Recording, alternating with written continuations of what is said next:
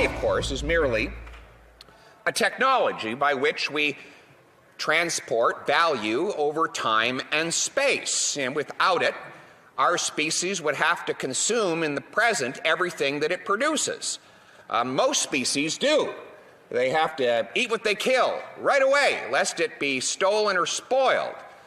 Sure, squirrels can squirrel away a little bit, a good habit the government should learn from, but most species have to use it or lose it. We developed a technology that would allow two people who are exchanging things to go ahead with their exchange, even if each did not have the ability to supply the other with something that the other wanted. They could simply use this technology called money in order to transport the value between each other across time and around different geographies.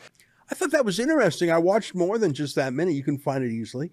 It's a very interesting speech on money as a technology. I never thought of it that way. How money has changed over time and how we should protect money from being devalued. I enjoyed the speech. I saw it, actually, because it was tweeted by Jack Dorsey, the founder of Twitter. Jack's pretty smart. He's interested in finances, and he retweeted Pierre Poilievre. So, yeah, it's true. Pierre Poilievre goes around the media. Partly because, there's not 1 in 100 journalists in Ottawa who understand money or monetary policy or inflation or the devaluation of a currency or anything smart like that. I mean, come on. I mean, you've got the left-wing bias to deal with, sure, but I think bigger than that sometimes is ignorance. Out of the hundreds of journalists that cover Parliament Hill, how many do you think truly understand economics more than just like a first-year college student mumbling about Karl Marx or how, well, real socialism just hasn't been tried yet? So good for Poilievre. And by the way, here's the short video that was attached to his tweet just for context. I'm undefeated in 7 consecutive elections in a big Ontario multicultural city. That's because I don't try to go through the liberal media to get my message out. I'll go around them. I deliver my message to millions of people through social media that we're seeing in the tens of thousands who've been coming out to my rallies, people who have never voted Conservative before in their lives. Secondly, I win because I campaign on our strengths. And our biggest strength right now is that we are the low-tax, low-inflation party that will make your dollar go far enough to buy a home, afford groceries, and fuel up your car. That's why it's important that we have a leader with an impeccable track record on taxes and the cost of living. We can't elect someone who has a record of raising taxes. I've been cutting taxes, fighting inflation, and empowering the working class my entire life, and we'll win an election with that message. Thank you. So that's a campaign ad, really. As you know, he's running for the Conservative Party of Canada leader. His comment about not raising taxes, I think that was a bit of a jab at Jean Charest and Patrick Brown, both of whom are happy carbon taxers. But Rachel Gilmore, a journalist with Global News, seemed to take it a little bit personally when he said go around the media. She replied on behalf of her team.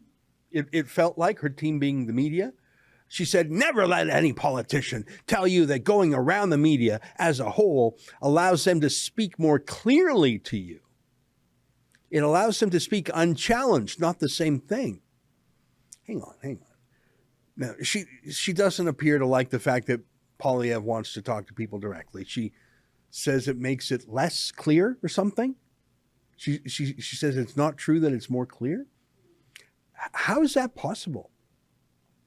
I mean, how does that even work as an idea? If you hear directly from anyone, a politician, how could their message be unclear or at least less clear than if you had a media filter, a middleman? That's literally what the word media means. It's the plural of the word medium, which is Latin for middle. It is a Latin word, in fact. How can hearing someone directly be less clear than hearing from them via a middleman?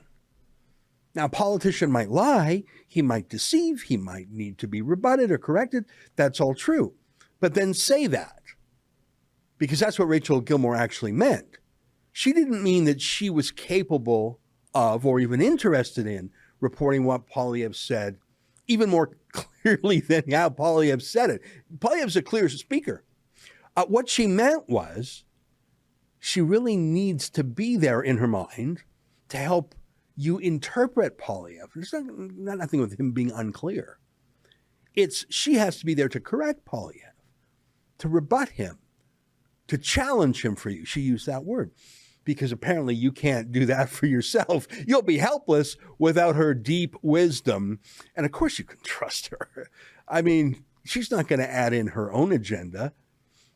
But I immediately thought, Pierre Poilievre has a good-sized platform on social media. He has 380,000 followers on Twitter alone, for example. That's about the same size as Rebel News has. But Trudeau has more than 6 million followers on Twitter. And Trudeau is a master of photo ops and video ops and social media statements. He very rarely has genuine, in-person, extended, unscripted press conferences where reporters can ask him questions at length and follow up. And even on those rare occasions where he does do those, he strictly limits which reporters are even allowed in. I mean, he had police frog march our former reporter, Cian Bexty, out of a press conference just because he didn't like the look of him. Sorry? I'm going to ask you to review pictures right now. You want to review my pictures? If you don't show me, I'm going to ask you to escort you out. I'm not showing you my pictures, man. Okay. This isn't Hong Kong. Okay, let's go. You're not welcome on this site. I'm actually, First, let me in. No, I'm telling you, being in charge of the site, you're not welcome. Okay? I'm going to ask you to leave, or we'll be escorting out. I don't have an intention to leave. I want to ask Do you have a car here? questions. Sorry, what? Do you have a car here, or did you walk in? I walked in. Okay, let's go. Are you going to arrest me? I'm going to escort you out. So he's not arresting me. Okay, let's go. Don't touch me. I will. Not welcome on this side. Okay. This is Ottawa, Canada, 2020, when Justin Trudeau is having his RCMP throw out a journalist for no reason, because I wouldn't show him my phone. Trudeau literally had his bodyguards beat up David Menzies just on sight. I'm on a side. What is this? I'm on a sidewalk. I am on a side. What is this? You cannot touch me. No rushing over. Hey. That was an excerpt from my daily TV-style show called The Ezra Levant Show. Each weekday, I do a monologue on the news of the day. Then I interview a fascinating guest. I read some fan mail or hate mail, depends on which I like more. And we end with a video of the day. You can get it all at rebelnewsplus.com.